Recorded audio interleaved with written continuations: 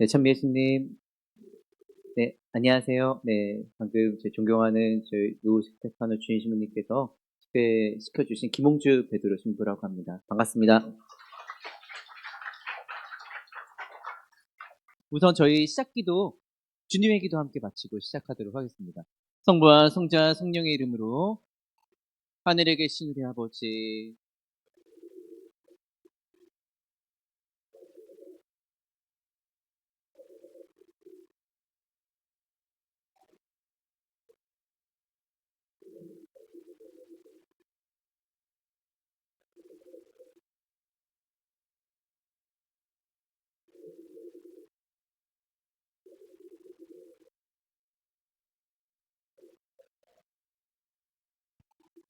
성부와 성자 성령의 이름으로 아멘. 네, 반갑습니다. 저는 아까 주인 신부님께서 소개시켜주신 김홍주 베드로 신부라고 합니다. 이게 화면이 크지 않아서 잘 보이실지 모르겠는데요. 아까 그래도 저희 주인 신부님께서 잘 설명을 해주셔서 너무 감사드립니다. 저는 일반 대학을 다니고 그다음 직장 생활까지 했었습니다. 저는 일반 대학으로는 02학번이거든요. 그래서 그 직장 생활까지 하다가 29의 신학교를 들어갔습니다. 저는 그 전까지 이제 저도 모태신앙이고요. 그다음에 중고등 그 성당에서도 정말 열심히 어른들이 걱정할 정도로 되게 열심히 그 성당 생활했던 그런 그 어떤 과거의 이력이 있는데 저희 또 이렇게 보시면 저기 이게 저희 왼쪽 사진은 제 100일 때 사진입니다. 100일. 네, 1983년 뭐 이렇게 뭐 있죠. 100일 때 사진이고 저는 100일 전에 태어나자마자 한 달 만에 제가 세례를 받았어요.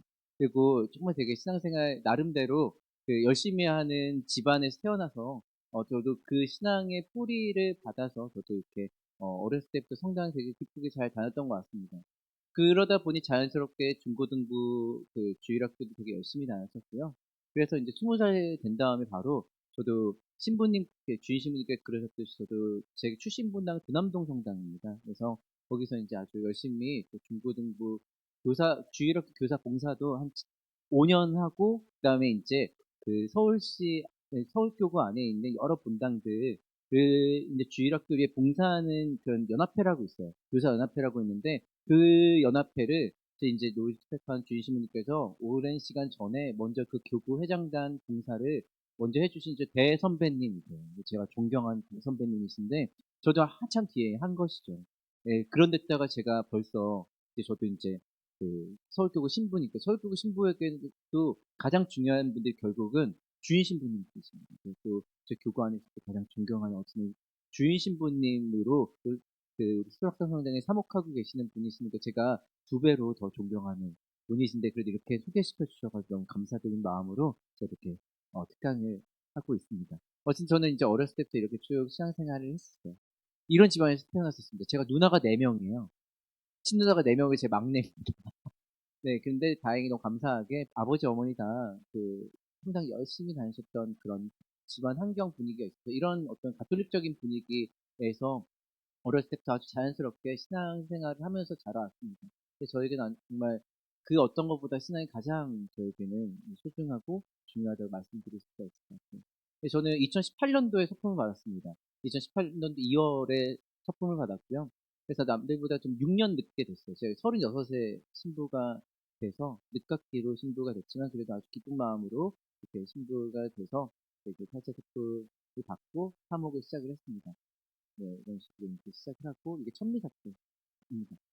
네, 전 도남성당에서 이제 태어날 때부터 쭉 이제 36년 살았다가, 이제 이때 처음으로 이제 다른 동네로 갔죠. 저는 화곡이동 성당, 강서구에 있는 화곡이동 성당에서 사목을 했습니다. 아주 그때 너무 행복했던 기억 뿐이었어요. 또 코로나 전이기도 했고 해가지고요. 이렇게 아주 행복한 시간을 쭉 보냈습니다. 그 부자 신부로서 할 거 진짜 그때 다 했던 것 같아요. 네, 그러다가 갑자기 저보고 1년밖에 사목을 안 했는데 갑자기 이동을 하는 거니까 동성고등학교를 가라. 그런 겁니다. 이때 그 동성고등학교가 자유로운 사립고였어요. 그래서 이때 이제 또 경쟁을 하면서 또 살아남아야 되는 어떤 그런 좀 그 중요한 어떤 입장이 있었거든요. 그래서 좀 힘을 보태기를 바라는 마음으로 가서 저도 이제 2019년부터 동성고등학교에서 5년 동안 사목을 했습니다. 병원에 원목 신부가 있고 또그 군대에 군종 신부가 있듯이 또 이렇게 학교에 교목 신부가 있거든요. 또 여기 또 수녀님들이 영학 학부 수녀 수녀님들이 있는데 그 동성고등학교에 그 수녀님들이 이제 같이 계셔서 좀 더 또 친근한 마음이 있습니다.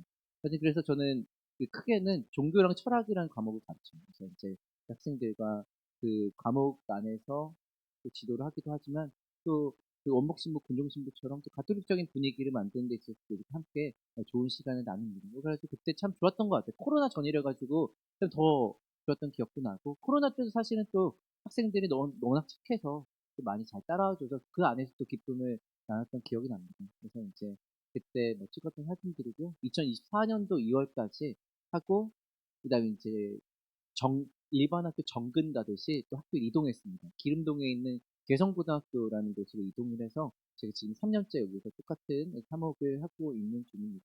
그래서 여기도 똑같이 이제 동성고등학교처럼 학생들을 위해서 수업도 하고 또 가톨릭적인 분위기, 뭐 세례 견지도 다 있어요. 이 가톨릭 학교는 이 전인교육과 복음화 이 두 가지가 사실 제일 중요하기 때문에 학생들이 그래도 이제 그 가톨릭적인 심성을 가지고 정말 참된 그 가톨릭적인 인간이 될 수 있도록 그 교육을 하는 게 굉장히 중요한 목적이거든요. 그래서 그런 정신에 따라서 학생들을 좀 사랑하는 그런 역할들을 하고 있습니다. 뭐 제 사목과 관련된 내용은 이 정도고요. 그다음에 또 제 취미가 있는데 저는 마라톤이 제 취미입니다. 그래서 2013년도부터 이렇게 마라톤을 하고 있고요. 그래서 이제 그 2년, 1년에 2번 정도 이렇게 꾸준히 나가면서 몸이 건강해야 또 마음이 건강하다고 그러지 않습니까? 그래서 이런 취미들을 갖고 있습니다. 그래서 그리고 좀 넘어갔고요. 네, 잘 찾아보라고 한번 네, 하려고 그랬는데 이 시간 관계에서 이제 넘어가도록 하겠습니다. 이 정도면 제 소개는 뭐 그 괜찮으시겠죠? 어제 그 오래 본 것 같은 느낌이 좀 드시죠? 네. 네, 이 정도로 제 소개를 좀 드리면 될 것 같고요. 저 이제 주보에 나간 대로 제가 두 번에 거쳐서 우리 수락단 신당 신자분들의 또 특별히 또 이게 사순 시기에 영성에 도움이 될 수 있는 그 내용들을 가지고 왔습니다. 그래서 두 번에 걸쳐서 하려고 하는데 오늘은 성사생활을 중심으로 한 이제 신앙인에 대해서 좀 얘기할 거고 다음 주에는 이제 고해성사 그리고 또 주인 신부님께서 고해성사에 대한 부분들, 그 고해성사에 대한 의미를 좀 더 신자분들에게 잘 전해주면 좋겠다라고 말씀해 주셨어요. 제가 이렇게 본당 성전이 참 너무 아름다운 것 같아요. 예, 그래서 제가 이렇게 딱 성전 들어오면서도 탁 트인 어떤 그러면서도 색감이나 또 이게 성물이나 너무나 아름다워서 너무 좋았는데 특별히 딱 눈에 제일 먼저 들어왔던 게 이 왼쪽에 있는 아버지께 돌아오라 이거였습니다. 성화라고 하죠. 이콘. 이콘의 일부만 이제 이렇게 딱 자른 거죠. 그 렘브란트라는 아주 유명한 네덜란드의 그 불세출의 화가가 있는데 그가 그린 이제 돌아온 아들, 예, 프로지더 오브 더 선이라고 이제 하는 어떤 그 성화의 일부분입니다. 그 아버지를 뜻하는 이제 그러니까 하느님 아버지 뜻하는 아버지야. 그러니까 돌아온 예전 그 공동번역 성경에서는 탕자라고 했죠. 어쨌든 이 돌아온 아들. 여기 보시면 어쨌든 이 아버지 그 렘브란트가 눈을 이제 그 눈 멀 듯한 어떤 그 느낌으로 이렇게 그렸다고 해요. 그 내가 눈이 멀 때까지 기다린 마음. 아드님이 신발이 없고 다 벗겨졌죠? 근데 이제 돌아와가지고 아버지께 안기죠. 근데 아버지께서 다 안아주시죠. 근데 손이 어떻습니까? 왼손이랑 오른쪽 좀 다르죠? 왼쪽 손은 좀 매끈하고 오른쪽은 좀 거칠죠? 왼쪽은 그 하느님 아버지 모성, 우측은 구성 이거를 나타냈다고 합니다. 어쨌든 이 그림만 봐도 우리가 여러 가지 생각을 할 수가 있는데 어쨌든 아버지께 돌아간다는 게 어떤 겁니까? 우리가 회개죠, 회개. 근데 회개는 사실은 그 한문으로 하면 그 회개라고 할 수가 있지. 그 딱 느낌이 오죠. 돌아간다는. 근데 회개라는 말이 또 그 우리가 그 그리스어로 하면 이게 메타노이아라고 해요. 메타는 넘어간다는 뜻이거든요. 넘어간다. 그리고 노예 그 메타노이아에서 노이아는 노에오라는 그 말의 이 원형입니다. 내가 아는 것을 넘어가야 된다는 거예요. 내 고정관념, 눈에 보이는 거 사로잡혔던 거에서 넘어가야 된다는 것이죠. 회개라는 건 어떤 그런 다양한 뜻을 지니고 있는데, 벌써 이게 딱 통전 들어오자마자 이게 제일 먼저 돌아가야 된다 어떤 그 마음. 그럼 우리가 아버지께로 돌아가기 위해서 어떻게 해야 되냐? 고해성사가 핵심이라는 것이죠. 주인시민님께서는 이제 그래서 이 부분을 조금 더 잘 설명해 좋겠다라는 말씀을 해주셔서 제가 두 번에 걸쳐서 그렇게 좀 하려고 합니다. 이게, 네. 그래서 오늘, 예, 특강 순서, 오늘 1부의 특강 순서는 그래서 일단 기본적으로 고해성사를 포함한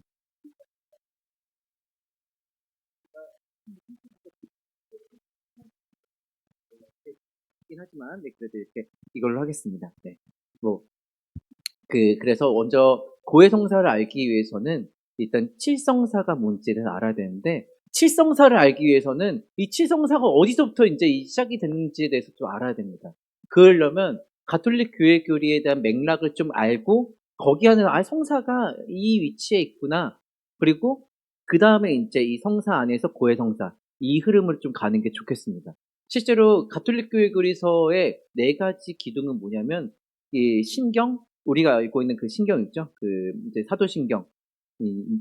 니케아 콘스탄티노플 신경이 사실 기본인데, 우리가 이제 약식으로, 박해 시대 때 했던 사실은 신경입니다. 그래서 이제 그 신경에 대한 내용이 많아있고, 성사, 칠성사, 그 다음 십계명, 주님의 기도, 이렇게 네 가지 기둥이에요. 우리 가톨릭 교회 교리는. 그런데 그 흐름이 또 있습니다. 그 흐름에 대해서 제가 일단 간단하게 먼저 좀 잘라드리고, 그 다음에 성사, 칠성사 총론. 일단 오늘은 여기까지만 좀 하도록 하겠습니다. 그래서 가톨릭 교회 교리에 대한 부분들 좀 얘기를 할게요. 교리에 대한 그 의미는 교의라는 의미랑 좀 달라요. 교리는 독트린이라고 합니다. 그리고 교의는 이제 도그마라고 하는데, 그러니까 쉽게 말해 교의는 우리가 믿을 교리라고 뭐 이렇게 얘기를 하는데, 그 교회가 교회의 권위로 이건 믿어야 됩니다라고 한 그 내용들이고, 교의는 조금 달라요. 종교적인 원리나 이치, 또 종교의 종파가 진리라고 규정한 신앙의 체계. 그러니까 우리는 뭡니까? 성경과 그다음에 그리스도 메시지가 담긴 성경이죠. 그다음에 교회 가르침을 포함하는 그 포괄적인 내용들이 정리된 게 바로 교리라고 합니다. 딱 안 들어와요. 근데 이제 제가 말씀드렸는데 이거 짚고 넘어가야 되는 거니까 말씀드립니다. 실제로 저기 의정부 교구장님이신 손인성 주교님은 두 개가 비슷한데 교의가 좀 더 어려운 것이라고 이해하면 된다고 말씀하시더라고요. 어쨌든 두 개는 비슷하지만 전 지금 교리에 대해서 좀 말씀을 드리겠다. 이 정도만 이해하시면 될 것 같아요. 교리가 필요한 이유는 아주 쉽게, 우리가 말을 하기 위해선 단어가 필요하죠. 또 우리가 그러니까 수학을 하기 위해선 숫자를 알아야 되고, 또 뭐 운전을 하기 위해선 지도를 알아야 되듯이 우리가 신앙생활을 잘 하기 위해선 교리를 알아야 돼요. 교리를 제대로 알지 않으면 우리가 하느님을 제대로 알 수가 없습니다. 제대로 된 응답을 하기 어렵습니다. 그래서 우리 교리를 알아야 돼요. 언어를 알듯이, 숫자를 알듯이, 그리고 지도를 알듯이. 그러면 교리의 시작은 뭐냐? 교리의 시작은 우리 네 가지 기둥이 있다지만, 일단 교리의 시작은 어디서부터 가야 되냐면, 인간은 어떻게 하느님을 알 수 있을까부터 갑니다. 우리는 어떻게 하느님을 알 수가 있죠? 누가 물어보면 어떻게 대답하실 거예요? 근데 너무나 간단합니다.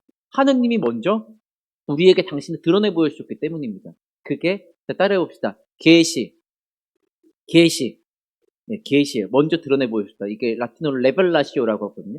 먼저 드러내 보여주셨기 때문에 우리가 하느님을 알 수 있게 된 것입니다. 왜? 우리를 너무 사랑하시기 때문에. 근데 그 드러내 보여주신 그 방법, 모습, 역사가 어디 담겨 있어요? 성경에 담겨 있어요. 구약부터 신약까지 쭉 담겨 있어요. 그러면 저도 그래서 이번 시간과 다음 시간 중간중간 제가 좀 몇 번 성경을 좀 찾을 예정입니다. 그래서 여러분들께서도 가져오실 필요는 없지만 그래도 항상 성경을 좀 가깝게 항상 두고 신앙생활 하실 필요가 있어요. 어쨌든 그렇습니다. 계시의 내용. 하느님께서 우리 인간을 너무나 사랑하신 나머지 우리에게 먼저 드러내 보여주신 계시의 역사는 성경에 담겨 있다. 성경은 저는 이 말을 참 좋아해요. 선종하신 프란치스코 교황님께서 성경이 뭔지에 대해서 정의를 해주셨는데, 그 말이 전 제일 좋습니다. 성경은 인간을 향한 하느님의 사랑 이야기. 그렇게 말씀하신 참 그게 제일 좋더라고요. 성경 그렇습니다. 정말 어려운 게 아니에요. 하느님께서 우리를 향한 사랑 이야기가 담겨있는 책입니다. 그리고 성경이 이제 그렇게 해서 73권으로 나눠져 있죠. 구약 성경과 신약 성경. 오래된 계약의 이야기. 이스라엘 백성들을 중심으로 한 오래된 구원의 이야기. 이집트 종살이에서 탈출시켰던 그 이야기와 그다음 새로운 계약, 이제 하느님 아버지의 외아드님 예수님께서 이 세상에 오셔서 우리 인간의 구원을 위해 당신께서 아무런 죄 없이 당신께서 십자가에 못 박혀 순환 받으시고 돌아가시고 묻히시고 부활하신 그 이야기가 이제 새로운 계약의 내용들이죠. 네. 그래서 구약 성경 같은 경우는 아까 말했듯이 핵심은 이집트의 종살이에서의 그 탈출의 엑소더스입니다. 예. 그 이집트 종살이에서 홍해를 갈라 모세를 통해서 하느님께서 그 종살이에서 구원해 주셨고 젖과 꿀이 흐르는 땅에서 살 수 있게끔 해 주신 그 이야기가 이제 가장 핵심이라 할 수 있죠. 근데 여기 구원은 불완전한 구원이에요. 왜냐하면 중간에 실제로 이스라엘 백성들이 계속해서 불만을 막 가지지 않았습니까? 뭐 그렇기 때문에 이 불완전한 구원이죠. 그리고 그 이스라엘 백성들 언젠가 죽잖아요. 그쵸? 하지만 새로운 계약으로 넘어와서는 예수님께서 드러내 보여주셨고 이끌어 주신 그 구원은 완전한 구원입니다. 왜냐하면 우리가 영원한 생명을 향할 수 있기 때문입니다. 실제로 영원한 생명의 가장 시작을 예수님께서 보여주셨죠. 부활을 통해서. 그래서 우리의 신앙의 핵심은 뭐예요? 우리 무슨 신앙입니까? 뭐라고요? 무슨 신앙이에요? 무슨 신앙? 박수. 훌륭한 박수 한번 주세요. 박수. 박수. 야, 너무 훌륭하십니다. 네, 부활 신앙이죠. 사도신경의 마지막 구절이 뭐예요? 전능하신 천주성부터 얘기해야 되죠. 예, 영원한 생명을 믿나이다잖아요. 그렇죠? 예, 우리의 신앙의 핵심은 부활 신앙입니다. 그래서 그 부활을 향한 그 희망을 예수님께서 먼저 보여주시는 것입니다. 그래서 우리가 더 이 한 번뿐인 이 지상의 삶을 값지게 살 수 있도록 이끌어 주시는 것이죠. 예. 이 구약과 신약의 관계는 근데 동떨어진 게 아닙니다. 구약 성경에 수많은 예언자들에 대한 내용이 나오지 않습니까? 물론 모세부터 시작해서 수많은 예언자들이 계속해서 그 후에 나타날 정말 진정한 메시아를 계속해서 그 미리 말하고 있는 겁니다. 예수님이 나타나실 그 시간을 준비하고 있는 것이죠. 그리고 그 완성을 누가 하셨습니까? 예수님이 하셨죠. 그래서 구약은 신약을 준비하고 신약은 구약을 완성한다. 이게 구약과 신약의 관계입니다. 너무나 중요하죠. 예수님의 생애에 대해서는 어디에 잘 나와 있어요? 만약에 누가 우리 뭐 형제 자매님들께 예수님의 삶은 어땠어요? 물어보면 어떻게 대답하실 겁니까? 묵주기도 앞에 지향을 쭉 읊으십니다. 그래서 처음에 환희의 신비, 성모님께서 이제 잉태하시고 뭐부터 시가 쭉 그다음에 이제 예수님께서 고통의 신비 읊으시고 그다음에 영광의 신비 부활하시고 승천하시고 그다음에 그 성령을 보내시고 그다음에 하늘로 올리시고 성모님을 하늘로 불러올리시고 하늘을 흡수하시고 그다음에 성령을 내리시고 이거잖아요. 부활 승천 성령을 보내심 하늘로 불러오심 그, 그, 그 뭐, 천상모회관 가지고 어찌 이렇게 5가지가 되지 않습니까? 그다음에 이제 빛의 신비는 요한 바오로 2세 교황님께서 이제 나중에 만드신 것이죠. 중간중간에 세례부터 시작해가지고 빈 것들, 내용들이 이렇게 있는데 20개가 바로 예수님의 구세사에 대한 내용, 공생활부터 시작해 구세사의 내용들을 쭉 얘기한 것입니다. 그 얘기를 하십니다. 벌써 뭐 신약성경 그런 내용들이고요. 그 다음에 이제 예수님께서 아까 이제 우리가 영광의 신비 하면 이제 부활하시고 승천하시고 그 다음에 성령을 보내시고 그 다음에 하늘로 불러오시고 천상모이고 어쨌든 여기서 이제 성령을 보내시면서 뭐가 세워지죠? 이 땅에 오순절날 교회가 세워지죠. 교회. 성령께서 이제 이 땅에 그 지상의 순례자인 지상의 나그네 교회를 세워주십니다. 그게 이제 우리가 그리스도교 가톨릭 교회라고 하는 겁니다. 교회라고 하면 눈에 보이는 이 건물만을 생각할 수 있지만 사실 교회는 엄청나게 거대한 개념입니다. 거대한 관념적인 개념이라고 하죠. 그래서 거대한 개념이기 때문에 그냥 단순히 눈에 보이는 건물만으로는 우리가 해석할 수 없습니다. 그래서 우리가 미사 때도 감사송 내용 보면 제 2양식, 3양식 하는 거 있잖아요. 그 양식에서의 그 주일의 사제가 읊는 그 내용들 보면 교회를 지상의 나그네라 표현합니다. 한 번뿐인 이 삶에 또 예수님께 다시 오실 날을 기다리면서 재림을 기다리면서 네. 그래서 걸어가는 지상의 나그네인 하느님 백성의 교회라고 얘기를 합니다. 네.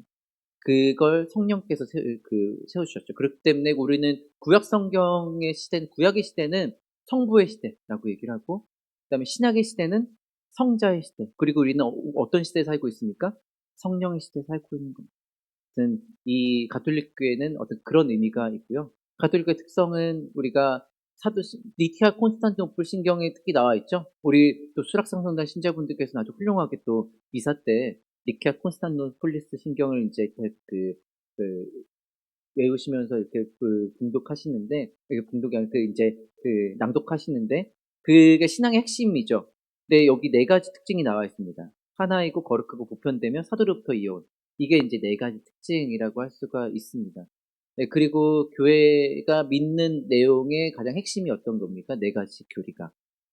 천주 존재, 그 다음에 상선버랑 삼위일체, 강생구조. 이제 이 네 가지이죠. 이거 같은 경우도 우리가 신앙의 핵심이니까 아주 중요합니다. 가톨릭 교회가 이제 이렇게 해서 그 지상의 나그네인 그 여정을 걸어가고 있는 것인데, 여기서 하나님 백성은 어떻게 신앙을 살아갑니까? 구체적으로. 그 구체적으로 살아가는 내용이 바로 성사입니다. 성사. 네, 신앙생활을 하는 그 핵심의 내용이 결국은 성사입니다. 신앙이라는 말에는 정의가 있어요.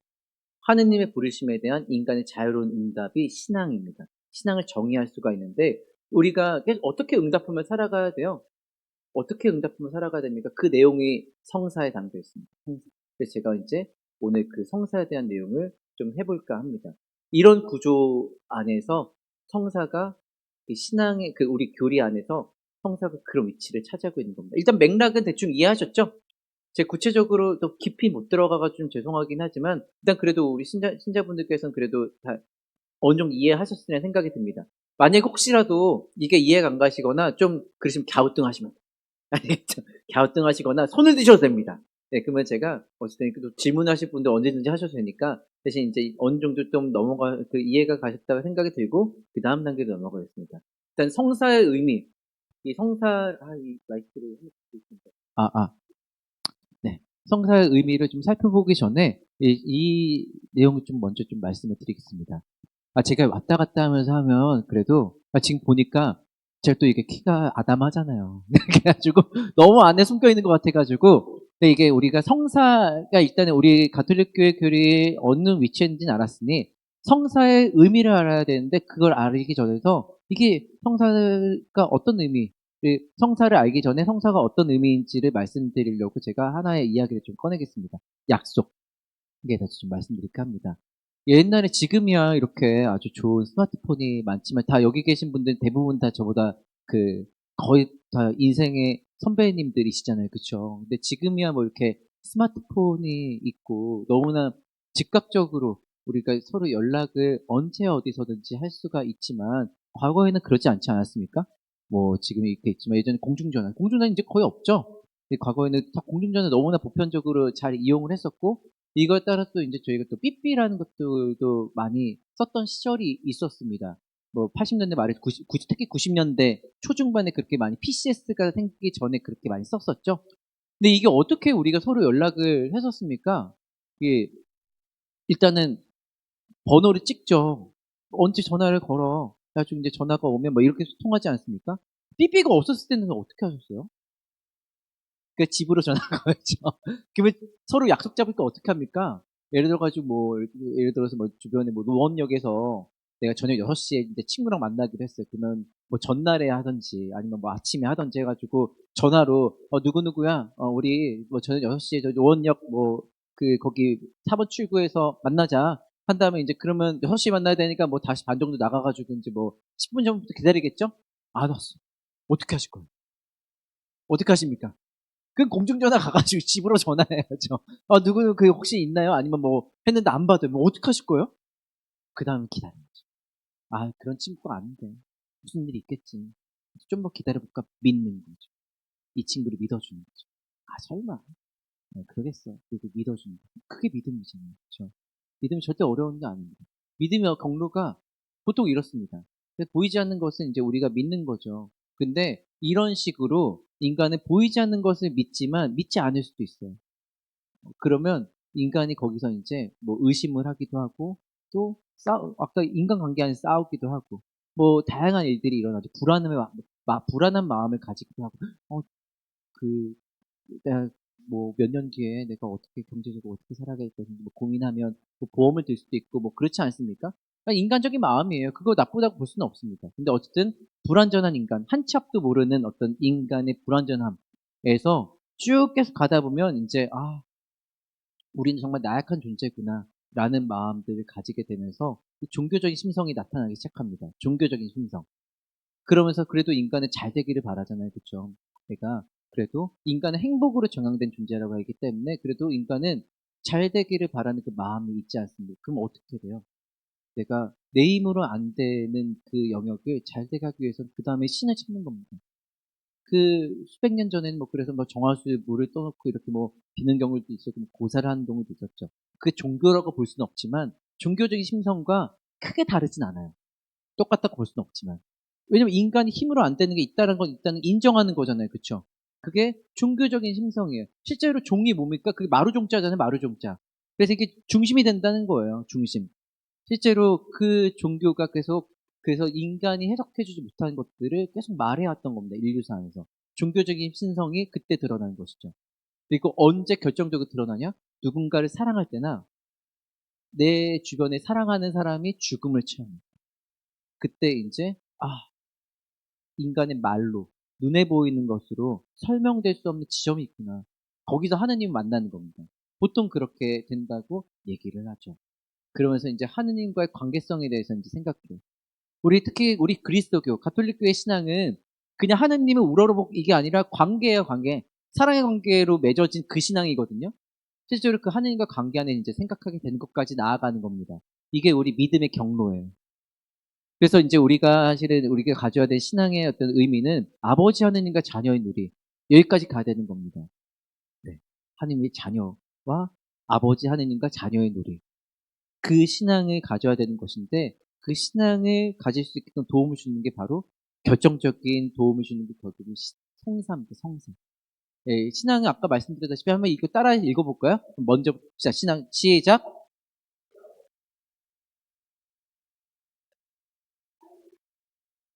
이게 신앙입니다. 여기서 핵심은 사실 자유로운이에요. 억압에 의해서가 아니라 자유로운 응답.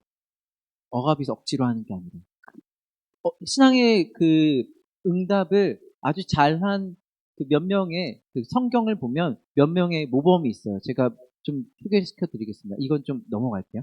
네, 넘어가겠습니다. 이건 넘어갈게요. 그래서 응답한 사람을 한 3명 정도 좀 소개시켜 주고 싶은데 첫 번째 사무엘이죠. 사무엘. 네. 어떻게 하면 소년 사무엘이 3번이나 얘기했죠. 사무엘아, 사무엘아, 그러니까 주님 말씀하시고, 엘리 예언자의 말에 따라서, 2번은 이제 제대로 응답하지 못했지만, 마지막에 이제 엘리 예언자의 말대로 이제 3번째 딱 제대로 응답했죠? 음. 성모님이 사실은 우리 그리스도인의 모범이라고 하죠. 가장 응답을 신앙의 모범의대로. 어떻게 했습니까? 마리아, 너는 이제 아이를 잉태할 것이다 했는데, 물론 거기서 이제 아주 순수한 마음으로 반문까지는 아니지만 어쨌든 여쭤보죠. 어, 저는 남자를 알지 못하는데 어떻게 하죠? 하느님의 불가능한 일 없다. 가브리엘 천사의 그 말 듣고 어떻게 합니까? 엑시 안칠레 도민이라는 아주 유명한 정식입니다. 신앙의 정식입니다. 보십시오, 전 주님의 종입니다. 말씀하신 대로 제게 이루어지기 바랍니다. 이게 사실 신앙의 모범이에요. 신앙의 제 정식이라고 할 수 있고 우리 가톨릭 교회에서 얘기하는 그 성모님이 우리 신앙인의 모범이라고 얘기하는 이유입니다. 이거는 우리가 항상 마음속에 간직하며 살아갈 필요가 있어요. 네. 그리고 예수님의 사도들도 그물을 버리고 따랐죠.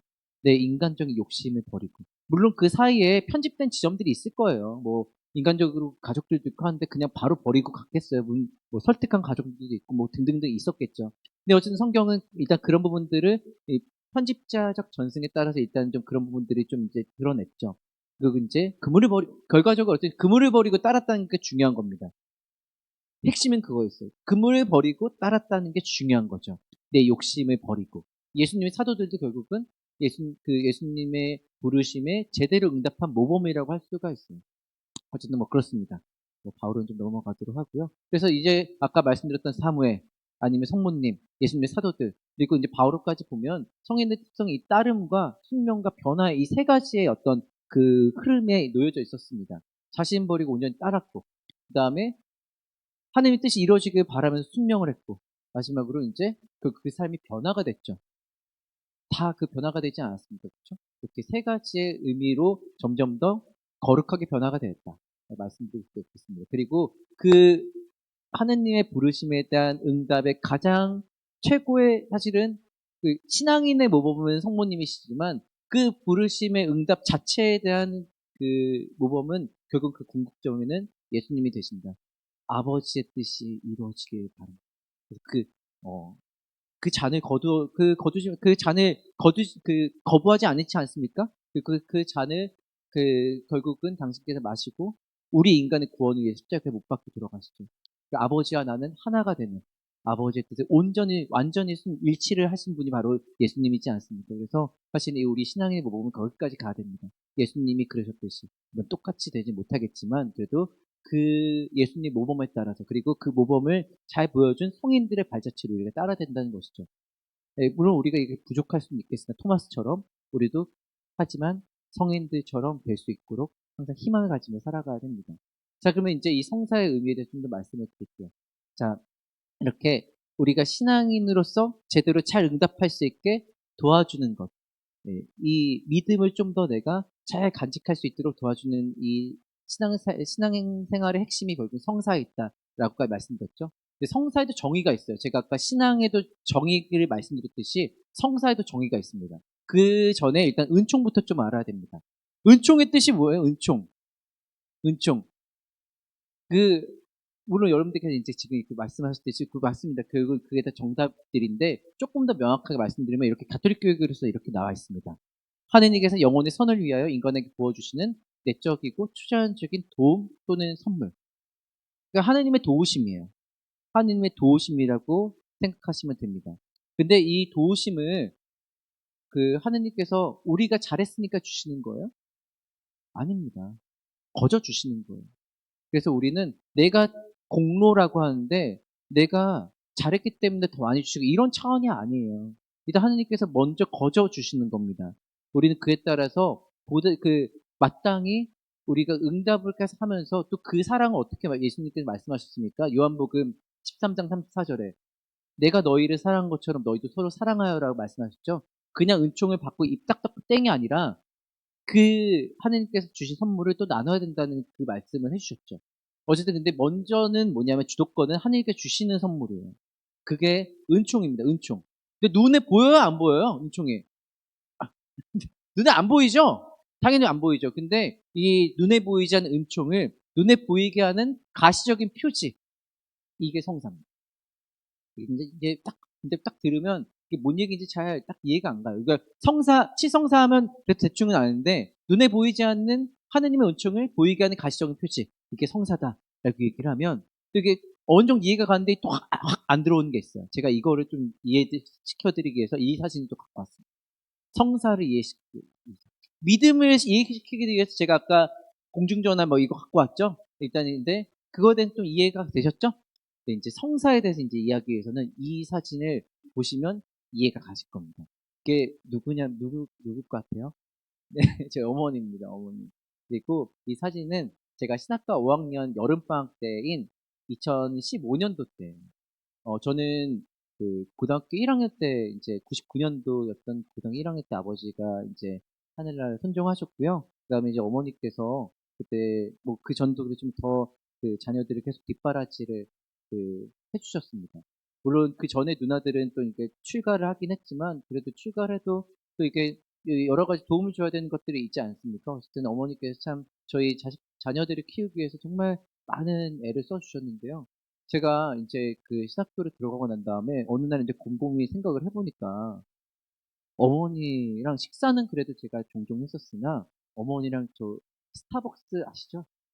스타벅스 커피숍에 제가 한 번도 간 적이 없는 거예요. 근데 저희 사실 젊은 사람들은 쉬울 수 있어요. 뭐 비용을 떠나가지고 젊은 사람들은 이제 뭐 돌아다니다가 커피숍 그게 어렵지 않잖아요. 근데 그 어머니는 그 기회가 그럴 수도 있고 뭐그 등등등 이유 때문에 또 평생 사실 자녀들을 위해서 헌신하시면서 이렇게 참 근검절약하시면서 사셨는데 저도 한 번도 모시고 간 적이 없고 누나들한테도 물어보니까 누나들도 그러지 않은 것 같아요. 근데 제가 그때 마음으로 되게 너무 죄송한 거예요. 너무너무 죄송한 겁니다. 그래서 제가 한 여름방학이 나가면 어머니를 모시고 꼭 내가 스타벅스를 가리라 마음으로 딱 다짐을 했어요. 그 여름방학에 나갔습니다.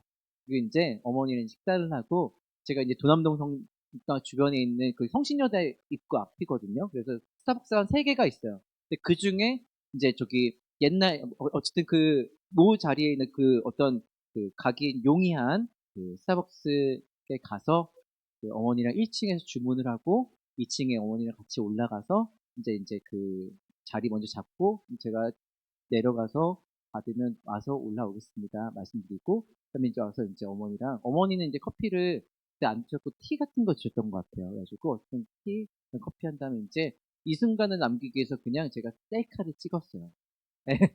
네. 그랬습니다. 네. 그리고 인제 간직한 사진이에요. 근데 저는 이 사진을 보면 저는 이렇게 이것저것 인제 특강에 나갈 때라든지 아니면 또 학교에서 학생들 그 예비자 교류라든지 견진성사 교류도 항상 하거든요. 근데 그때마다 제가 이거는 꼭 얘기합니다. 근데 전 이 사진을 볼 때마다 어느 시점에서 언제 어머니랑 그 밥을 먹고 어떻게 갔고 제가 인제 주문을 하고 어머니 먼저 올라가서 해 드린 다음에 제가 내려가서 받고 이 과정이 생생하게 근데 기억 자체가 기억만이 아니라 그냥 생생하게 뭔가 내가 저 사진만 보면 저 자리에 있는 듯한 감정이 느껴집니다. 이유는 몰라요. 그렇다는데 어떻겠습니까? 근데 그래요. 그렇습니다. 저 사진이 저에게 그래서 그 어떤 것보다 너무나 제가 가진 사진 중에 가장 소중한 사진이에요. 왜냐하면 저 때로 내가 아주 생생하게 되돌아가게 해주는 사진이에요. 이게 성삼. 이 매개. 이게 성사입니다. 그래서 그 항상 표지라고 하거든요. 표지. 근데 성사에는 그 표지가 있어요. 근데 어쨌든 이거는 내가 과거의 기억으로 되돌아오게 하는 그 성사 같은 그 매개체라고 볼 수가 있어요. 성사는 아니고 성사 같은 어떤 느낌인지 느낌이 좀 더 오시죠? 네. 근데 지금 확 안 와도 괜찮아요. 여러분들 신학교에서도 성사라는 걸 배우기 위해서 1년을 매달립니다. 상위 2학기 때랑 5학년 1학기 때. 지금은 좀 편제가 바뀌었죠. 근데 1년을 매달려요. 성사 총론, 강론 해가지고. 그렇게 해도 그 100% 이해 못하는 게 성사인데 지금 한 번 했다고 이해할 수 있는 건 아니지만 편안하게 그냥 따라와 주시면 될 것 같습니다. 근데 이 사진, 그렇군 매겠지. 이 느낌. 이 느낌만 가져가시면 그 다음에 이해하시면 아주 쉬울 겁니다. 네. 그렇습니다. 자, 보통 그 예수님이 원성사입니다. 왜냐하면 하느님 눈에 보이지 않는 구약에서의 하느님 아버지를 완벽하게 드러내 보여주신 분이 예수님이시기 때문입니다. 나를 보는 것은 아버지를 보는 것이다. 아버지와 나는 하나다라고 예수님께 말씀하셨죠. 그럴 때 예수님은 보는 것은 완전히 하느님 보는 것과 똑같기 때문에 성부와 우리 삼위일체 신앙이지 않습니까? 그랬더니 예수님께서 원성사입니다. 원성사. 근데 이제 그 다음에 예수님께서 순환, 죽음, 부활 다음에 이제 40 동안 나타나시고 그다음에 승천하시고 오순절된 날 성령 강림 통해서 이제 이 지상 교회가 세워지죠.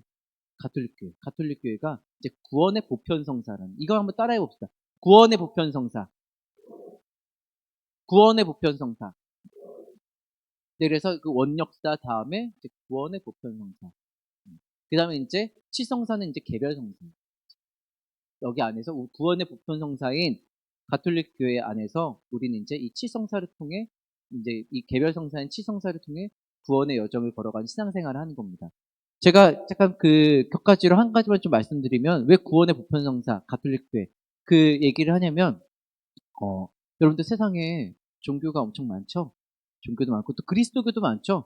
우리도 그리스도교예요. 그래서 여러분들 기독교라는 얘기는 우리도 기독교입니다. 근데 이상하게 우리나라가 이 기독이라는 말은 그리스도의 한자어 표기입니다. 우리 당연히 그리스도교죠. 사실 그리스도교의 본질이죠, 본질. 우리가 말하는 개신교, 신교죠, 신교. 우리 구교고 신교잖아요. 프로테스탄트인 저항교회가 16세기 때 나간 거죠. 나가서 이제 저항 운동을 통해서 루터, 쯔빙글리, 깔뱅 이런 이제 그때 당시 그 저항 운동을 했던 사람들 통해서 이제 이 저항 운동을 통해서 프로테스탄트 교회가 세워진 것인데 어쨌든 우리가 그리스도교의 원류라고 보시는 게 맞습니다. 실제로 우리가 제2차 바티칸 공의라고 1962년부터 65년까지 회의를 해서 전 세계에 있는 주교님들이 다 모여서 회의를 했거든요. 근데 거기서 일치교령이라는 책이 있어요. 거기서 우리가 분명하게 얘기를 합니다. 그 진리는 어디에 있을까? 진리는 우리 교회 안에, 가톨릭 교회 안에 있다고 얘기를 해요. 물론 그걸 다른 교회에서 야 우리가 진리가 우리 있으니 너희 까불지 마 이렇게 얘기하지는 않죠. 하지만 분명하게 우리 입장을 밝혀요. 진리는 우리 안에 있다. 그렇게 분명하게 밝힙니다. 그게 우리 믿음이에요. 구원의 보편, 구원은 우리 교회 안에 있다는 겁니다. 그래서 과거에는 아주 과거에 특히 중세 시대 때 근대 초까지도 그런 정신이 되게 좀 많았어요. 엑스트라 에클레시아 눌라 살로스라고 엑스트라는 이제 바깥이죠. 바깥. 에클레시아 교회, 눌라 노에 살로스, 그러니까 이제 그 구원이라고 하거든요. 살베 레지나 뭐 얘기하잖아요. 그쵸? 살로스. 교회 밖에는 구원이 없어라고 굉장히 오랜 시간 동안 얘기를 했어요. 그리고 그때 지금도 유효합니다. 다만 이제 제시아 바티칸 공회 때 뭐 익명의 그리스도인이라고 좀 우리가 좀 알고 있는 이제 그 하느님의 자비는 한계가 없다라는 그 정식이 들어왔기 때문에 좀 바뀌었긴 했지만 그래도 일단 기본적인 노선은 맞아요. 그때는 우리 가톨릭 교회는 구원의 보편성사라고 하는 겁니다. 네, 여튼 그렇습니다. 그래서 이 칠성사가 이렇게 있어요. 칠성사. 7가지 성사. 아, 이게 잘 안 보이죠, 여러분들. 그 7가지 성사, 뭐뭐가 있는지 이제 꼭 여쭤보면 6가지는 기억이 나는데 한 가지가 기억이 안 나요. 저는 그래서 이제 항상 앞에 7가지 세, 견, 채, 고, 병, 혼, 품 이렇게 외웠었는데 그래서 세례, 견진, 성체가 일단은 입문성사예요. 제 기본이 된 성사. 그리고 고의 성사랑 병자 성사가 치유의 성사. 그 다음에 혼인 성사, 성품 성사, 일치. 제가 이거 그 PPT는 제가 파일로 PDF로 해가지고 드릴 테니까 뭐 사진 하셔도 되지만 제가 그냥 파일 나중에 공유해서 받으셔도 될 것 같아요. 그래서 일단은 잘 들으시는 게 더 좋으니까 네, 그래도 열심히 사진 찍어주셔서 너무 감사합니다. 네, 네. 훌륭한 신앙이시고요. 너무 감사합니다. 그래서 7가지가 있는데 그걸 3가지로 쪼개면 이제 인문성사, 일체성사, 치유성사 이렇게 있습니다. 제가 좀 더 개별적인 그 내용들을 좀 설명을 좀 해드릴게요. 일단 이 정도까지 너무 숨가쁘게 달려오니까 막 갑자기 많은 지식이 들어가지고 막 좀 그쵸 힘드시죠? 네, 한번 저희 한번 어깨 한번 돌리시고 기지감 피실까요, 뭐? 네, 네 오늘 반응이 괜찮으면 제가 다음 주에 중간에 쉬는 시간에 노래 한 곡 부를게요. 네, 오늘은 제가 이게 첫 시간이라서 여기서 괜히 제가 중간에 노래 부르 이러면 너무 다 보여드리면 재미없잖아요, 그쵸? 제가 다 혹시 오늘 쉬는 시간 끝나는 2부 때 그래도 이게 좀 괜찮으면 제가 다음 시간에 노래를 한 곡 부르겠습니다. 아니, 네. 제가 아무래도 학교에 이제 고등학생들이랑 같이 있다 보니까 애들이 고등학교 50분 수업이거든요. 그러면 40분이 넘어가면 그 동공이 흔들려요, 애들이. 그리고 애들이 제일 싫어하는 게 뭔지 아세요? 수업 시간 넘기는 거. 종치했는데 말하는 거 제일 싫어요. 자, 여기까지 쭉 넘는 걸 좋아하지. 저도 거기에 딱 이제 그 습관이 되어 있는 사람이기 때문에 저도 이제 여러분들 딱 보니까 지금쯤 지겨우시면 할 것 같은데 딱 그 생각이 들어서 지금 우리가 다시 반 정도부터 시작을 했는데 한 35분부터 시작을 했죠. 제가 일단 한 1시간 10분 정도 생각을 하고 있거든요. 그래서 지금부터 한 20분, 25분 정도 이제 개별 성사에 대한 내용들, 그다음에 이런 내용들 좀 얘기해 볼까 합니다. 조금만 그래도 잘 들어주시면 그래도 도움이 되시지 않을까 생각이 듭니다. 이제 개별 성사 내용들 좀 말씀드릴게요. 근데 이 성사, 치성사의 내용이 그냥 뚝뚝뚝 끊기는 게 아니라 우리가 이제 그 교육도 평생 교육이라 하거든요. 그, 요람에서 무덤까지를 하지 않습니까? 요람에서 무덤까지. 교육도 우리가 온 전생에 동안 이루어지는 것이듯이 이 성사도 사실은 요람에서 무덤까지. 우리가 태어나서 죽을 때까지. 이게 사실 다 해당되는 겁니다. 어떻게 해당되는지 제가 좀 설명을 해드릴게요. 우선 세례성사입니다. 이 표징이 중요해요. 제가 아까 사진, 어머니의 너무 저에게 가장 소중한 사진을 통해서 제가 11년 전에 그 기억으로 생생하게 갈 수 있듯이, 근데 이 표지가 그런 역할입니다. 근데 여기서는 하느님의 은총이 함께하기 때문에 사실 훨씬 더 중요한 것이죠. 제 사진 이거랑 비교가 안 되는 것이죠. 실제로 근데 이 기억이 되게 중요해요. 기억. 실제로 기억이 되게 중요한데 이 라틴어로 아남네시스라고 하거든요. 기억. 그래서 우리 이따 성체성사 때 말씀드리겠지만 그냥 성체성사는 그러니까 그 신부님이 앞에서 성체성사 이렇게 해가지고 축성할 때 신부가 잘라서 그게 아니라 직무죠, 직무. 직무니까 그런 겁니다. 근데 사제가 그리스도 대리자로서 미사를 집전하고 축성하는 그 순간은 그리고 그 순간은 바로 우리가 시간과 공간을 초월해서 하느님이 우리가 함께 계시는 것이지 않습니까? 네, 그쵸. 그렇기 때문에 우리는 일단 그 기억을 통해 2000년 전에 제자들이 체험했던 그 하느님과 함께하는 것과 같다고 얘기를 하는 겁니다. 그게 성사의 의미예요. 근데 이 표지에 대해서는 제가 이제 좀 천천히 말씀드릴게요. 근데 세례성사의 표지는 물입니다, 물. 물 하면 직관적으로 어떤 느낌입니까? 깨끗한 물 하면 특히 깨끗한 물. 뭔가 깨끗이 만드는, 나를 정화시켜주는 뭐 그런 의미지 않습니까? 실제로 세례성사의 과정 중에 그 이 순서 중에서 제일 중요한 건 어쨌든 이 물, 그 사제가 축성한 세례수를 가지고 나는 성부와 성자 성령의 이름으로 누구누구에게 세례를 줍니다. 이게 제일 중요한 거예요. 사실은 앞뒤는 급할 때, 뭐 심지어 대세라든지도 앞뒤 다 자르잖아요. 그쵸? 자르면 된다는 얘기가 아니라 자르지 않습니까? 근데 결국 핵심은 나는 성부와 성자 성령의 이름으로 누구에게 세례를 줍니다. 이게 핵심입니다. 근데 거기는 물이잖아요, 물. 네, 그래서 그 전까지 지었던 모든 죄, 인간의 죄가 뭐가 있습니까? 원죄. 우리 인간의 원조인 아담이 지은 죄. 아담이 무슨 죄 지었어요? 안 물어볼게요. 제가 죄송합니다. 네. 제가 내려가니까 괜히 물어볼까봐, 네. 안 물어보겠습니다. 아담이 지은 죄가 뭘까요? 하느님을 향한 불순종. 훌륭하십니다. 하느님을 향한 불순종. 이게 원죄.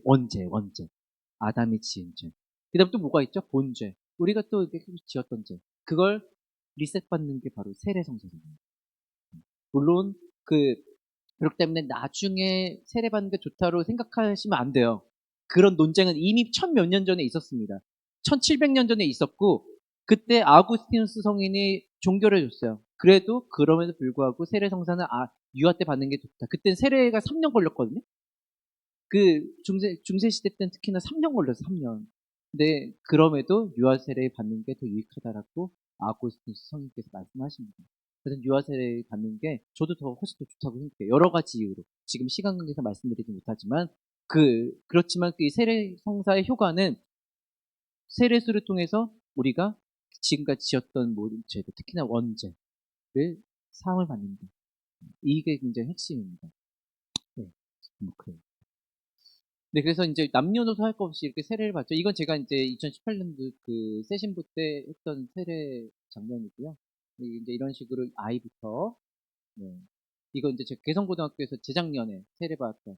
그래도 가톨릭 학교에 한 학교에 지금 저희 학교는 한 30명, 동성고등학교는 한 50명 이렇게 1년에 받아요.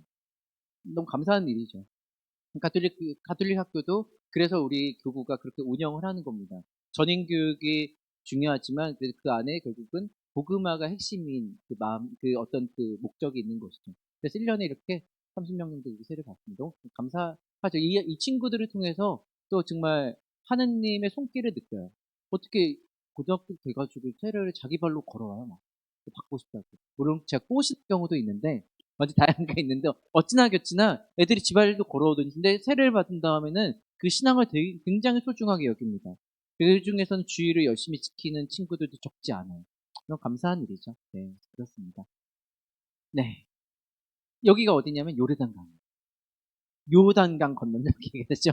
요르단강. 요르단강이 어디예요? 예수님이 세례 받으신 곳. 여기가 어디 있어요? 이스라엘에 있죠. 네, 접니다. 네.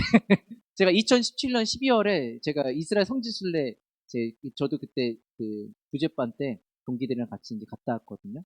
근데 여러분들 제가 이 사진을 갖고 온 이유는 사실은 세례 때문이 아니라 꼭 여러분들 내가 그리스도인이라면 가톨릭 신자라면 예수님이 정말 그곳 계셨고 그다음에 우리 사람들에게 사랑을 전해주셨고 그다음에 우리 인간을 위해 아무리 죄 없으신 분이 수단 받으셨고 십자가에 못 박히셨고 돌아가시고 부활하신 그 땅에 한 번은 가보셔야 됩니다.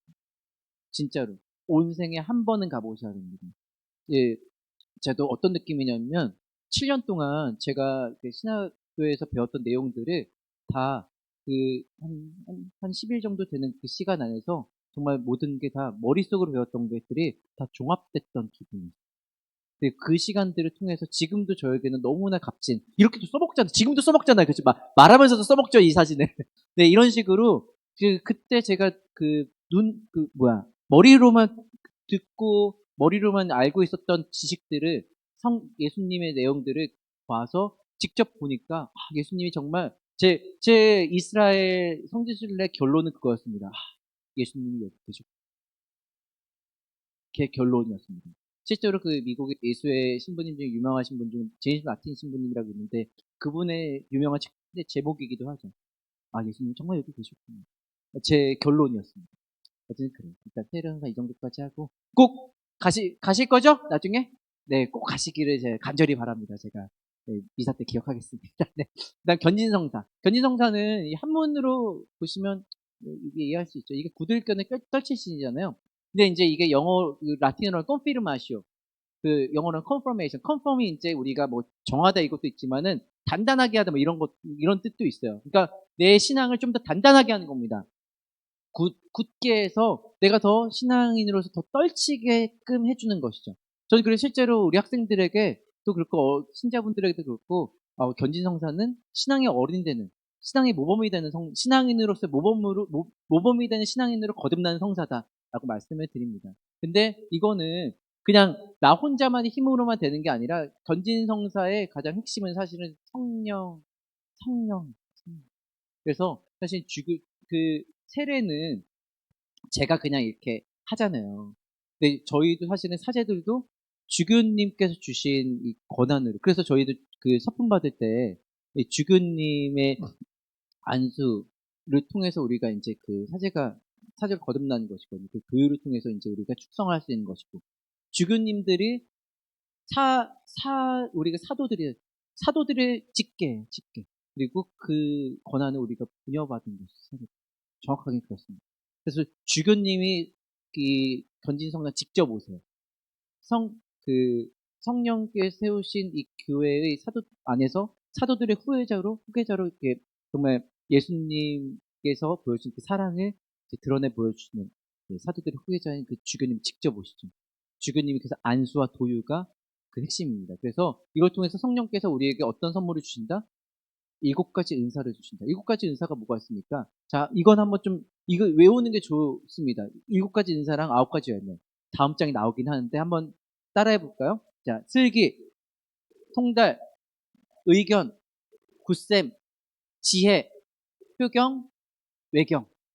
외경은 하느님이 경외하는 거죠. 흠숭한. 그래서 이 7가지를 성령께서 우리에게 은사를 주시는 거예요. 7가지 은사. 그 다음에 이제 우리는 이걸 성령의 도우심에 힘입어서 뭘 하죠? 9가지의 열매를 맺을 수가 있는 것이죠. 9가지 열매는 뭐가 있습니까? 자, 따라해 봅시다. 사랑, 기쁨, 평화, 인내, 호의, 선의, 성실, 온유, 절제. 사실 이거 9가지가 있습니다. 그래서 우리는 7가지 은사를 견진성사를 통해서 받을 수 있는 거고요. 믿음입니다. 우리 믿음. 주교님이 직접 오시는 거예요. 그리고 우리는 그 은사를 통해서 어떤 열매를 맺어야 된다? 그 9가지 성령의 열매를 맺어야 되는 것입니다. 네, 이거 저희도 똑같이 이렇게 그 견진성사를 1년에 한 번씩 해요. 동성중고 고등학교 3개 학교 연합해서 합니다. 지금 저희 학교도 하는데 견진성사를 받은 이유는 뭐 이거는 그냥 넘어가도록 할게요. 어쨌든 내가 성숙한 신앙인으로 거듭나기 위한 성사가 바로 이 견진성사다 말씀드릴 수가 있습니다. 그래서 이 견진성사는 이게 성령의 특별한 힘을 받아 그리스도의 참된 증인으로서 말과 행동으로 신앙을 정착, 뭐 이렇게 가톨릭 교회 그래서 얘기하는 겁니다. 그래서 이러한 이유로 누군가에게 신앙의 부모님이 되기 위해서는 견진성사가 조건인 겁니다. 혹시 여기 계신 분들은 다 받으셨겠지만 혹시라도 내가 더 좋은 마음으로 나중에 내가 신앙이 더 성숙해질 때 받아야지라고 혹시 생각하신다면 올해는 꼭 받으셨으면 좋겠습니다. 그러면 아까 이유는 성령께서 먼저 주신 이 은사가 중요한 것 때문입니다. 그래서 올해 혹시라도 나는 조금 이렇게 유보하고 있다고 유보하셨던 분들은 올해는 꼭 받으셨으면 좋겠습니다. 그래요. 은사 열면 제가 설명해 드렸으니까 넘어가겠습니다. 성체성사. 성체성사 저희 학교에서도 이렇게 1년에 몇 번씩 해요. 전교생 미사. 이거 동성고등학교 때 일이고, 이런 식으로 개성고등학교도 이렇게 합니다. 이건 제 첫 미사고요. 그래서 성체성사. 사제의 직무의 핵심이죠. 성체성사. 가장 첫 번째 성체성사의 원형은 뭡니까? 예수님의 최후 만찬이죠.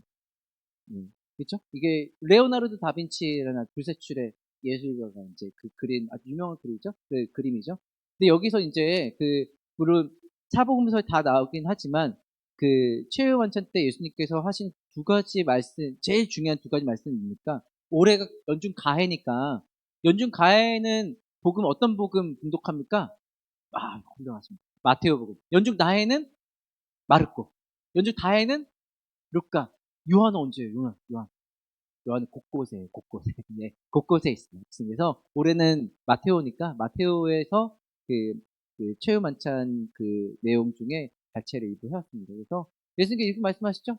너희는 모두 이것을 받아 먹어라. 너희가 여주 내 몸이다. 이게 이제 성경의 이 내용이고, 그 다음에 너희 모두 이것 받아 마셔라. 이게 이제 이거죠. 그래서 사실 이게 미사 경문으로 그대로 온 것,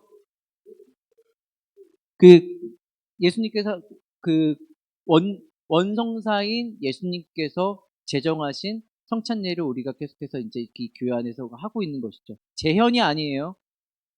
재현이 아닙니다. 그래서 이 시간을 통해서 우리가 하느님 아버지께서 이 시간에 오시는 것이죠. 제가 이것까지 설명해야 되겠다. 왜냐하면 이 성체성사가 얼마나 중요한 건지에 대해서 20세기에 제가 15분 안에 끝낼게요. 20세기 최고의 신학자이자 또 인류학자가 있어요. 인류학자. 띠에르드 샤르댕이라는 아주 유명한 인류학자가 있습니다.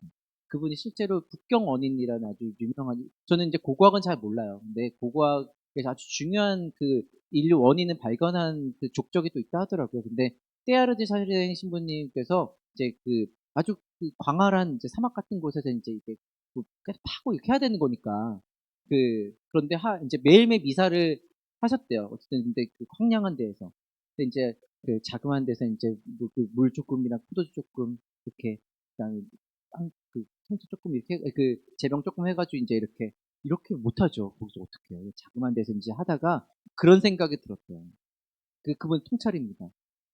우리 이 끝도 모르는 우주에서 태양계, 그 중에 작은 태양계 안에서 사실은 이 작은 지구, 정말 우주의 변방인데 아주 오랜 시간, 정말 말도 안 되는 정말 무한한 시간 동안 우주 안에서 지구는 지금도 이렇게 변방에 있는데 그렇잖아요, 그렇죠? 지구 우리가 아직도 제 옆에 있는 태양계 안에 바로 옆에 있는 화성도 못 가봤죠? 얼마 전에 일론 머스크가 화성 갈 거 다시 달 간다고 바꿨더만요. 어쨌든 바로 옆에 있는 화성조차도 가지 못하는 인간의 이 나약함이지만, 근데 어쨌든 이 지구가 계속해서 이 우주 안에 변방으로 있는데, 이 미사를 봉헌하는 만큼은 이 우주의 중심됩니다. 왜냐하면 이 미사 안에서 하느님께서 우주를 창조하신 하느님께서 이곳에 오신 대단한 통찰이지 않나요? 그게 이제 이게 우주적 그리스도론이라고 하는데요. 어쨌든 이게 정말 하느님께서 우리에게 정말 이렇게 베풀어 주신 이 성체성사가 우리 인간이 우리 인간에 주신 얼마나 감사한 선물인지 우리는 잘 모르고 생각합니다. 근데 그 통찰을 이분이 그때 하셨다. 꼭 기억하셨으면 좋겠습니다. 어제 이 두 가지 중에서 제일 중요한 것은 저는 그래서 너희는 모두 이를 그래서 그 성혈 이제 거양 성혈하기 전에 너희는 모두 이것을 받아 마셔라. 이는 새롭고 영원한 계약을 맺는 내 피해자니니 죄를 사하여 주려고 너희와 많은 일을 위하여 흘립니다. 너희는 나를 기억하여 일을 행하여라. 일을 행하여라. 이게 중요한 것이죠. 이게 마지막 미사 뭐가 연결되죠? 미사가 끝났으니 가서 복음을 전합시다. 이때 미사 에스테 파견되는 거죠. 그래서 세상에서 그러니까 내가 성체랑 성혈 받아 모셨으니 땡이 아니라 항상 하느님은 조건이 있어요. 주시고 끝이 아니에요. 이걸 그냥 끝내는 게 아니에요. 내가 너희를 사랑하는 것처럼 너희도 서로 사랑해야 된다. 그리고 세상 파견하신 거죠. 성체성사의 정신 사실 그것에 있습니다. 고해성사. 이것은 제가 다음 시간에 자세하게 말씀드릴 테니까 오늘은 빨리 넘어갈게요. 교황님들도 프란치스님도 하신다고 말씀하신 이 고해성사. 고해성사는 우리 삶의 핵심이 돼야 됩니다. 네, 우리는 내 자신을 얼마나 자주 돌아보면 성찰하는가. 우리가 뭐 교육학이나 심리학에서 메타인지 뭐 이런 얘기를 하는데 벌써 우리는 세상 여러분들은 물론 아시죠. 여러분들 너무나 훌륭하게 성찰하고 하시지만 세상에 보시면 자기 성찰 안 되는 사람 되게 많죠. 네, 자기 잘못 인정 안 하고 너무너무 많잖아요. 근데 예수님께서 마태복음 7장 3절부터 5절까지 야, 이 위선자들아, 네 눈에 티끌은 못 보면서 네 눈에 들보는 보지 못하면서 대들보는 어쨌든 들보는 보지 못하면 네 눈에 남의 눈 티끌을 보면서 그렇게 성내냐고. 그게 인간입니다. 근데 우리는 계속 끊임없이 성찰을 해야 된다는 거죠. 매주 한 번씩. 그게 이제 이 미사입니다. 우리가 주의 미사를 매주 지켜야 되는 이유. 이게 딱 인간이 보면 168시간 이 사이클을 만드는 이유가 딱 그래요. 6일 일하면 그래도 하루는 쉬어야 되고. 근데 그 안에서 내가 자기 성찰하면서 하느님을 의식해야 되고. 이게 딱 사이클이 168시간이 맞는 것 같아요, 인간은. 그래서 뭐 그렇습니다. 이건 다음 시간 좀 얘기할게요. 아시겠죠? 네, 고해성사 이 정도만 하겠습니다. 이제 좀 빠르게 갈게요. 병자성사. 예수님께서도 이게 예전에 종부성사 얘기 이렇게 많이 말했죠. 근데 요즘은 종부성사의 개념이 아니에요. 사실 원래 개념도 본질도 그랬습니다. 내가 아프면 병자성사 청해가지고 병자성사 받으셔야 돼요, 여러분들. 본당이 그러라고 있는 겁니다. 그래서 여러분들 사무실에 신청하실 수 있죠. 그래가지고 내가 진짜 몸이 안 좋아서 못 간다 그러면 사실 신청하시는 게 그게 병자성사의 정신에 맞는 겁니다. 과거에는 종부성, 나 죽을 병도 아직 안 거든. 이러지 마시고 내가 좀 몸이 안 좋은데 성당에 못 나와. 근데 나올 수 있으면 나와야죠. 근데 그게 안 되면 영성체를 그래도 내가 물론 우리가 그렇기 때문에 우리 교회에서도 매일 미사 방송으로 서비스 하지만 그래서 성체가 핵심이잖아요. 그렇죠? 그래서 병자 영성체 이게 공성체라고 하죠. 공성체 꼭 신청하셔가지고 그렇게 이 본당 사목구가 주는 신앙적인 혜택을 누리셨으면 좋겠습니다. 그러면 그거에 대해서 또 감사하게 우리가 또 여러분들이 내시는 성금의 교목금으로 또 이 본당 공동체가 더 또 활성화되는 거 그런 원리입니다. 이게 그렇기 때문에 본당 공동체 안에 또 이렇게 마련하는 그런 신앙적인 그런 내용들을 꼭 여러분들 잘 기억하시고 누리셨으면 좋겠습니다. 그렇습니다. 예수님께서 어쨌든 가난한 사람들, 병든 이들과 함께 하셨죠. 그래서 우리 병자성사는 그 예수님께서 특히나 가난하고 병든 이들과 함께 하시는 그 치유의 은총을 청하는 그런 시간이라고 할 수가 있습니다. 그래서 병을 치유하는 것은 하느님 본질입니다. 그래서 이제 병자성사 이 내용 통해서 우리가 예수님의 사랑을 더욱 느낄 수가 있는 것이죠. 혼인성사. 이 누군지 아세요?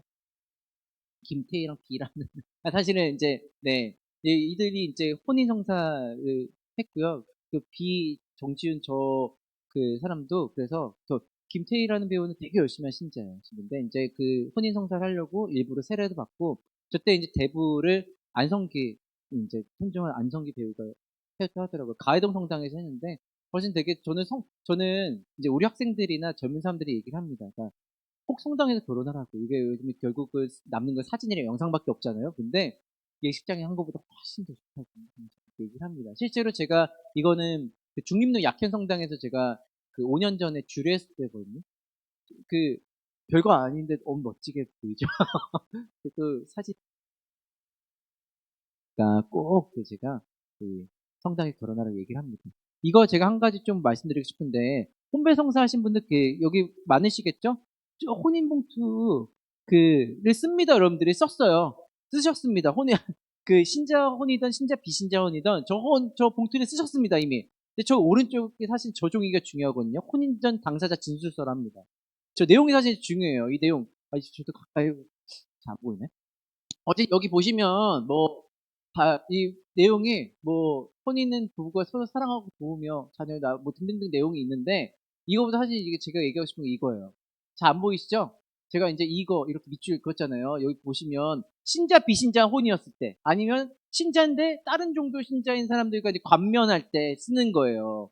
여기 신자인 배우자한테 뭐라고 얘기하냐면 자녀들도 모두 천주교에서 세례를 받게 하고 종교교육을 받도록 노력할 수 생각합니까? 얘라고 하신 겁니다, 여러분들. 얘라고 하신 거예요. 이게 다시 깔 수는 없지만 하신 분들 다 얘라고 하신 거예요. 아니요라면 못해요. 다음은 못 넘어갑니다. 설득해야 돼요. 스타제들이 설득해야 됩니다. 아니요라면 안 돼요.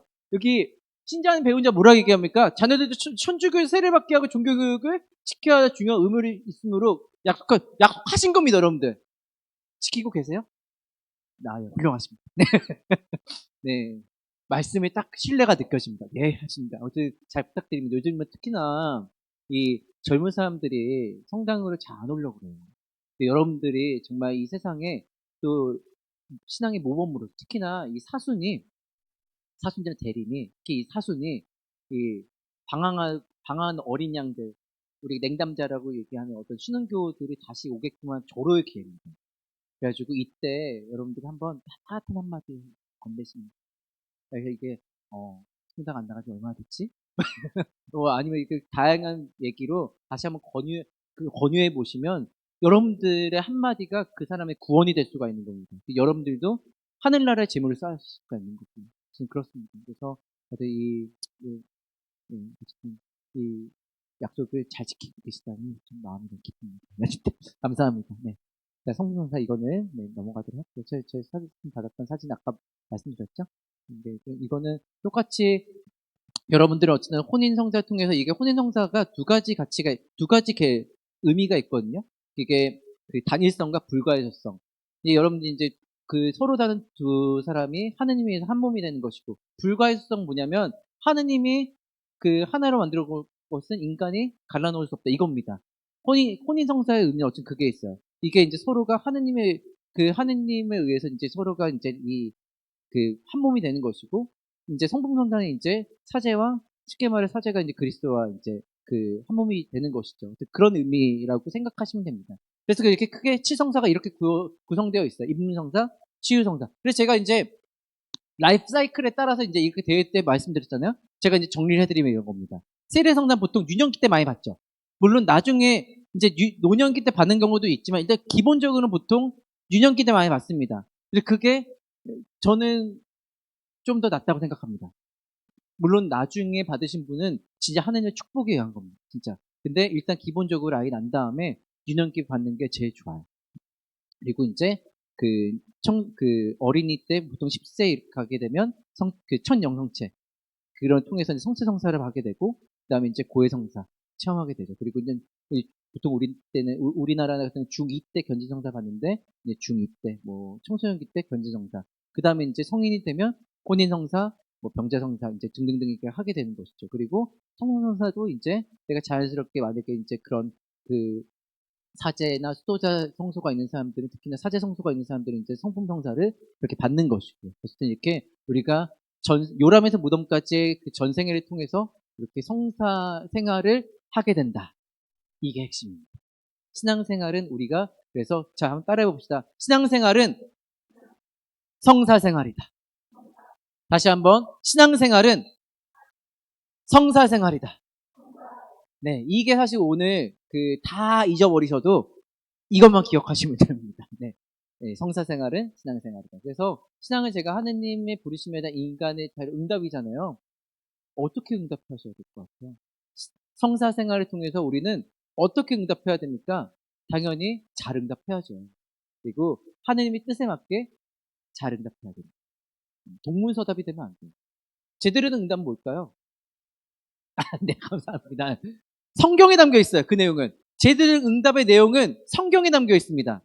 네, 그래서 성경을 사실은 항상 예루니모 성인이 말씀하셨던 것처럼 성경 모르는 것은 그리스도를 모르는 것이다라고 말씀하시잖아요. 성경 안에 내가 어떻게 응답해야 될 것인지 내용이 다 담겨 있습니다. 근데 제가 오늘 이 얘기를 좀 하고 싶어요. 이제 마무리하면서 결국은 우리의 응답은 사랑으로 귀결돼야 됩니다. 제가 여러 번 말씀드렸던 요한복음 13장 4절. 이 세 계명이 두 개도 결국 하나로 줄여주신 내가 너희를 사랑한 것처럼 너희도 서로 사랑하여라. 근데 이게 이제 그 전에 두 개.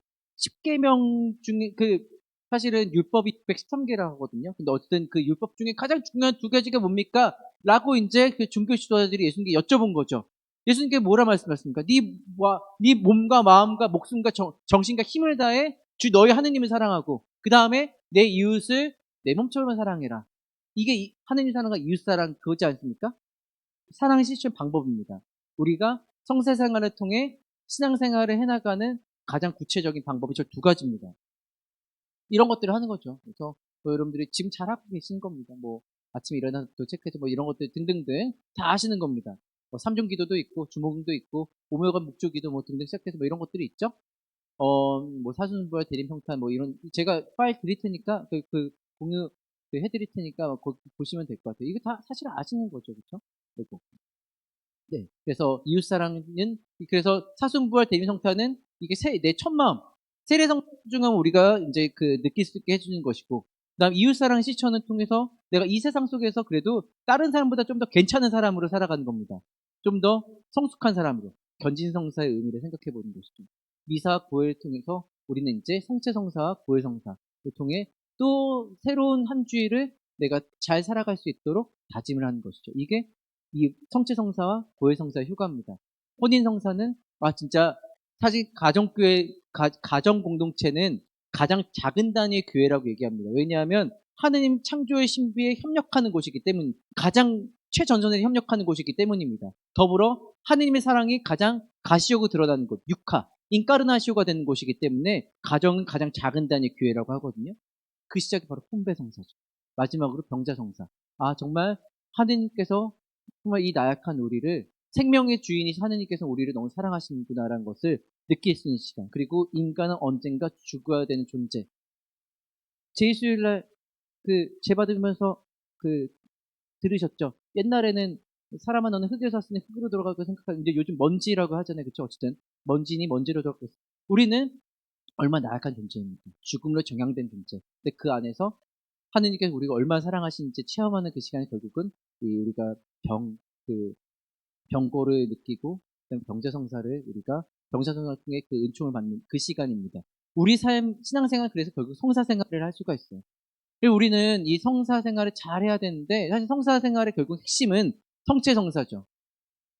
7가지 성사 중 결국 핵심은 성체성사입니다.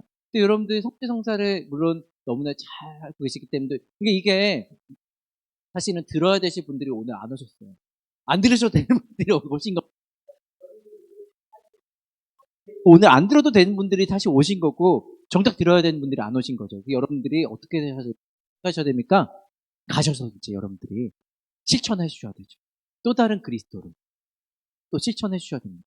근데 이제 우리가 이 성체성사 미사를 어떻게 우리가 잘 드려야 되겠습니까? 그리고 우리가 이 성체성사 중심으로 한 신앙생활을 어떻게 잘 해야 되겠습니까? 결국 그 핵심은 고해성사예요. 다음 시간에는 고해성사를 통하여 거룩해지는 신앙이라는 주제로 다음 시간에 2부 함께 하도록 하겠습니다. 오늘 경청해 주셔서 진심으로 감사드리고 너무나 집중해 주셔서 들어주신 우리 모두를 위해 박수 한번 칠까요? 네. 유익하셨어요? 너무 감사드립니다. 다음 주 오실 거죠? 네, 네, 감사드리고요. 마침 기도는 성모, 성과, 은강성 강복드리고 마치도록 하겠습니다. 성부와 성자와 성령의 이름으로 은총이 가득하신 마리아님 기뻐하소서.